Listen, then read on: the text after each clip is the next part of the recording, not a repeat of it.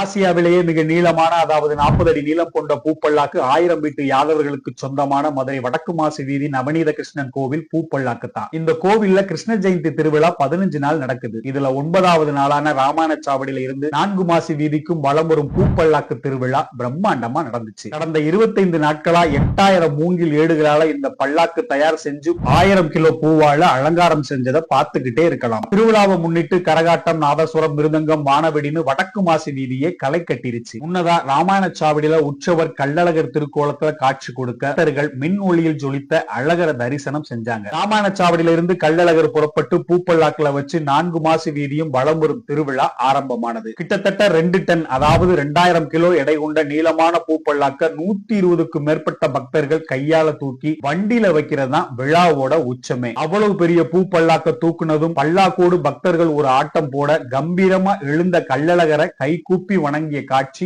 மெய்சிலிர்க்க வச்சிச்சு. ஆசியாவிலேயே மிக நீளமான இப்படி ஒரு பூப்பல்லாக்க 1000 வீட்டு யாதவர்கள் 100 வருஷத்துக்கு மேல நடத்திக்கிட்டு வர்றது மதுரைக்கே பெருமைதான்.